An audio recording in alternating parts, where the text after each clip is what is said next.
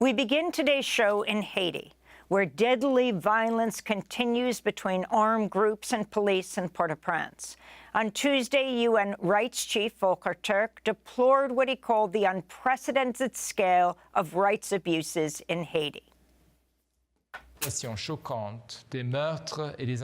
has been a shocking rise in killings and kidnappings. Sexual violence, particularly targeting women and young girls, is pervasive and very likely to have reached levels not seen before. As the number of people internally displaced rises, over 360,000 now, according to IOM, so too does a further risk of sexual violence as people find themselves away from their homes and their communities.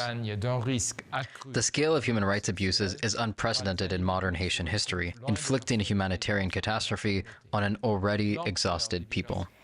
The spiraling political turmoil in Haiti appears to have no end in sight. Recently resigned Prime Minister Ariel Henry, who remains locked out of Haiti by armed groups, raised questions this week over the constitutionality of a transitional council, which is being formed to serve as an interim governing body until elections are scheduled. This comes as Canadian forces have been sent to Jamaica to train troops from Jamaica, Belize, and the Bahamas to join the UN-authorized mission to Haiti, led by Kenya. Last week, the UN Human Rights Chief called for an arms embargo on Haiti, calling the situation there cataclysmic. The majority of guns pouring into Haiti are smuggled in from Florida and other parts of the United States. For more, we're joined by two guests. Here in New York, Kim Ives is with us, the editor of the English-language section of the weekly Haiti Liberté, where he's also co-directed the documentary series Another Vision. And in Vancouver, Canada, Jemima Pierre is a Haitian-American scholar, professor at the Social Justice Institute at the University of British Columbia in Canada, and research associate at the University of Johannesburg. We welcome you both back to Democracy Now! Professor Pierre, let's begin with you. Can you just lay out overall the situation at this point in Haiti, with a resigned president not able to come back into Haiti? He's condemning a transitional panel to rule Haiti, and this Caribbean group led by Kenya training to move in so-called UN peacekeepers. Good morning, Amy. Thanks for having me back. What's going on in Haiti are a number of armed groups at first coming together to say that they were working together as an informal coalition, but the violence has been primarily in the Port-au-Prince area, and I have to stress that because the Western media is presenting this as a countrywide civil war and so on, but there are some violence on outside of Port-au-Prince, but the majority of the violence, the gun shooting is actually in the Port-au-Prince areas, primarily in the popular neighborhoods and around there, and especially now where you have some of these groups trying to take over parts, trying to have battles with the police. So that's the first.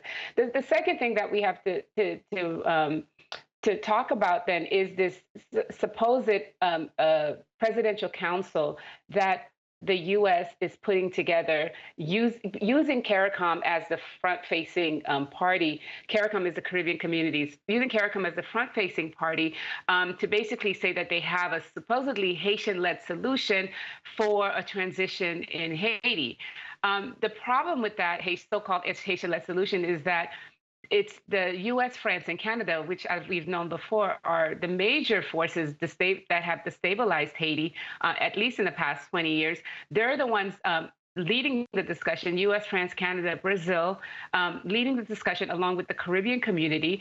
But as we said before, there needs to be, for the Haitian participation, they have to agree for multinational security force to come in. Basically, in order to participate in this conversation, you have to be okay with a foreign invasion, which itself is a problem, and basically tells us that the U.S. is controlling the situation. Now, this foreign military force, people will have to remember that it is not a UN force. It's UN sanctioned, which is surprising, right?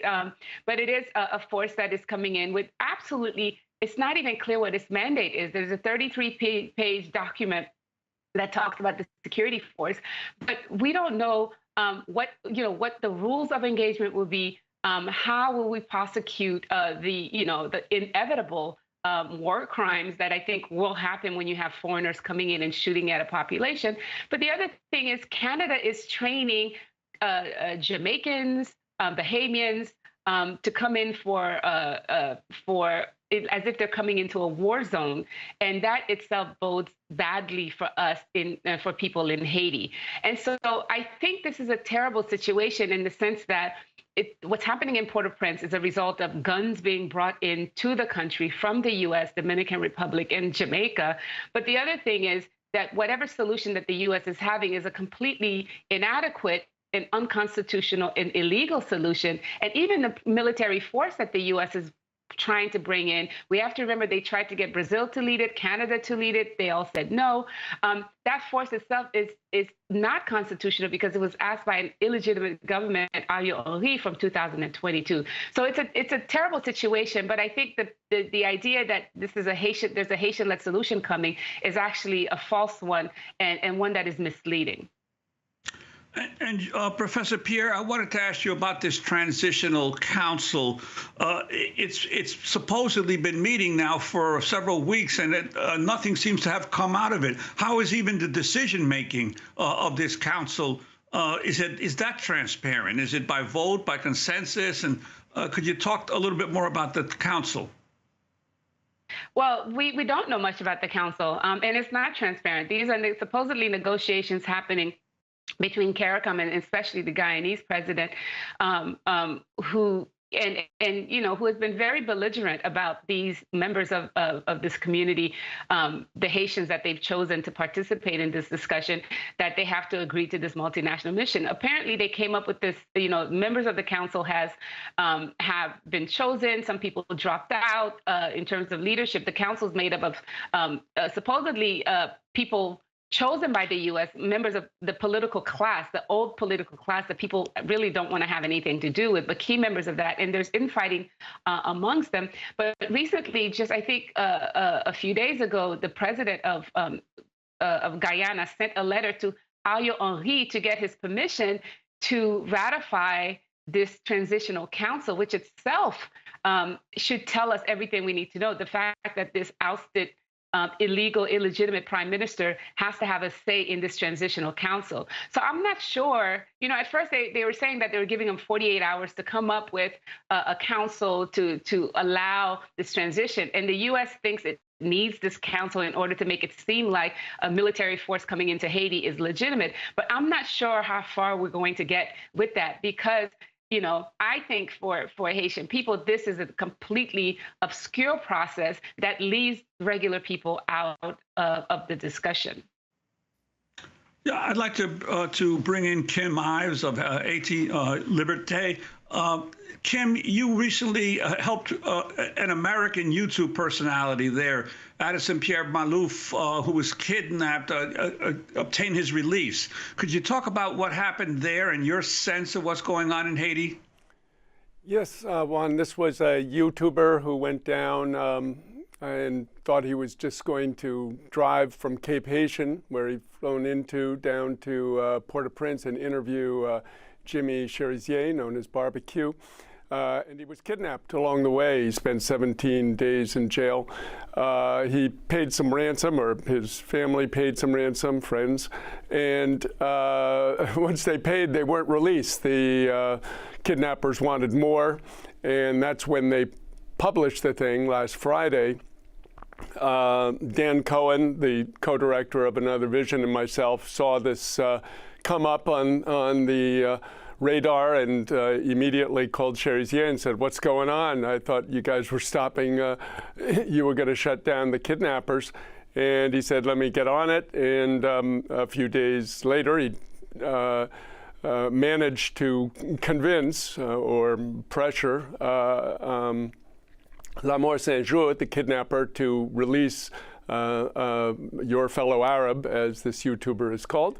And so, yeah, it was, I could say, a victory for the Vivre Ensemble coalition that Cherizier has put together which is basically his anti-crime groups versus the former criminal groups, which are supposed to be dropping it, but as we can see, they're still doing some kidnapping.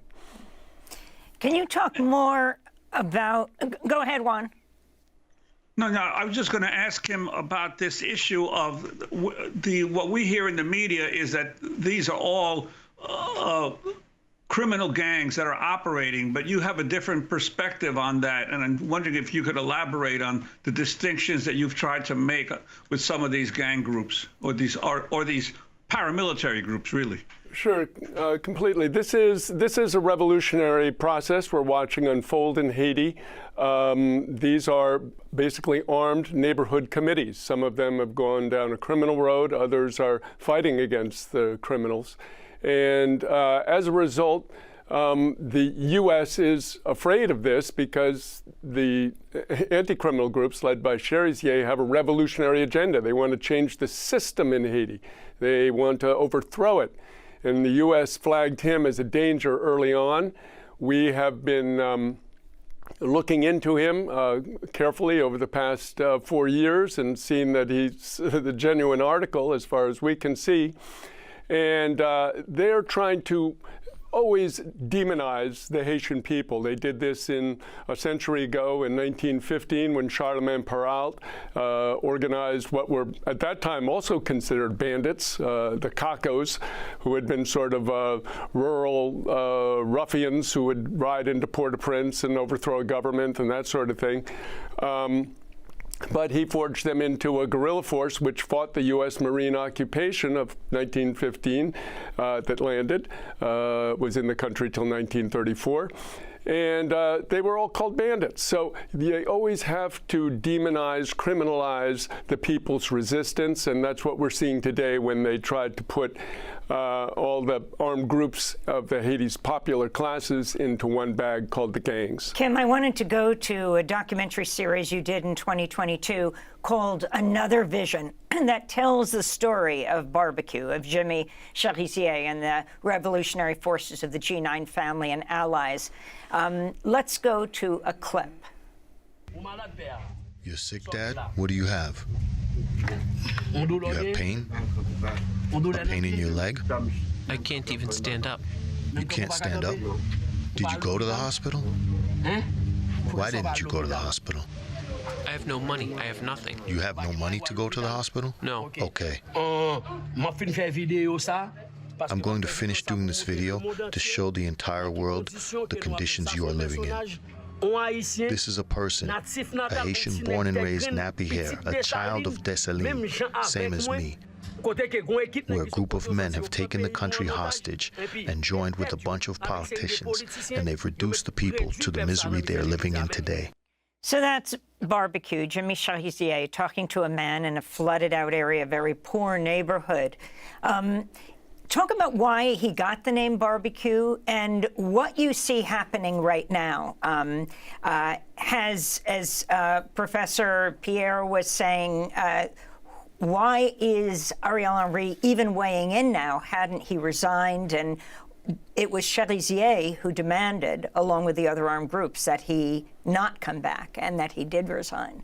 Yeah, well, Cherizier is the one responsible for keeping Ariel out after finally getting Ariel out of power, as almost all of Haiti had been demanding over the past 3 years. Essentially, just to go to your first question, he got the name Barbecue because in his neighborhood growing up, there were 3 Jimmys, and they would give each one the nickname of what their parent did, and his mom sold barbecued meat, so he became Jimmy Barbecue. But this has been spun by the disinformation agents to be that he burns people alive and this sort of thing. They've been trying to demonize him all along. But this uprising is basically threatening this political class. The U.S. was using Ariel Henry, and they were holding on to him too long. It's hard to shift horses when you're galloping down the road of towards disaster, and so they were loath to leave Ariel until they absolutely had to, and finally that came on February 29th when Cherizier more or less put together all the armed groups of Port-au-Prince, even the criminal groups that he's been fighting for 4 years, and basically said you cannot land at the airports. And the people in Okap, which was the only other airport where Ariel could have landed, also organized to block his plane landing there. So he was out. The U.S. had to shift, but they created this seven-headed monster, which everybody's shocked at, and all its members have discredited themselves, completely disgraced themselves. You mean this transitional council? This transitional council, because they had to agree to a foreign military intervention. Now, Haiti just finished with a foreign military intervention only 5 years ago. In 2019 was the end of the MINUSTAH, which followed on the MINUSTAH, 13 years of MINUSTAH. So you had 15... UN peacekeeping forces. Right. The first, after Aristide was overthrown by the U.S., the U.S. installed the MINUSTAH, which was, again, a cheaper priced military force to occupy Haiti for 13 years, from 2004 to 2017. And then from 2017 to 19, they had a sort of wind-down force called the MINUSTAH. So 2019 is when MINUSTAH left. And here we are 4 years later, back in the same problem. This is not a problem that can be solved with military force. This is a socioeconomic problem, as Cherizier is always saying. People need to eat. They need schools, hospitals, roads, sanitation, electricity, internet. They need the basics of life. And this is what he has been fighting for.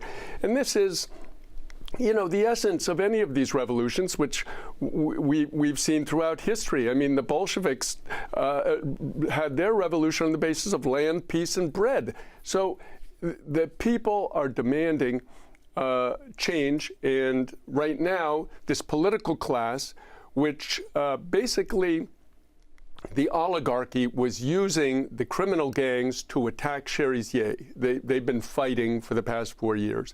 Now, Cherizier has taken them, or tried to take them, into some kind of alliance. We'll see how long it lasts.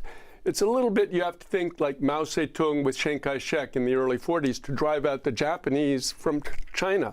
He had to ally with some of his bitterest enemies, but they succeeded. So we'll see how far the Vivre Ensemble coalition gets.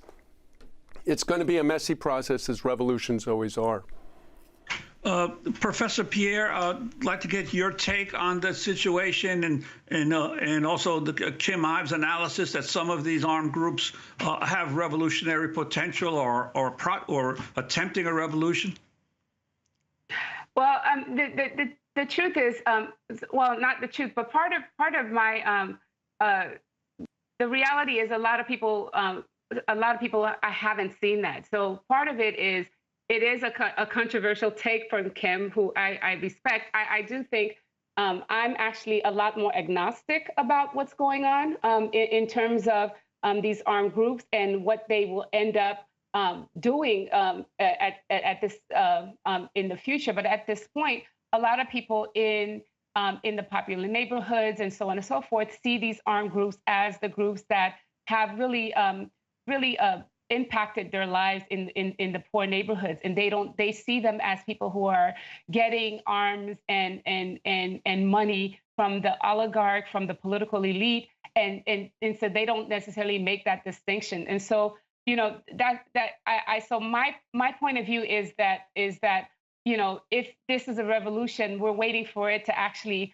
come to fruition. But in the meantime, what's happening are a lot of people that are being displaced and that are seeing that their biggest foe are these armed groups, that a lot of them mix together as one, because what they see, you know, what they feel are bullets, what they hear are bullets, and what they see is they're living in a space where there's a lot of violence and a lot of pain. And so then if there's a revolution, there needs to be a particular kind of ideology that takes over the country, and that remains to be seen.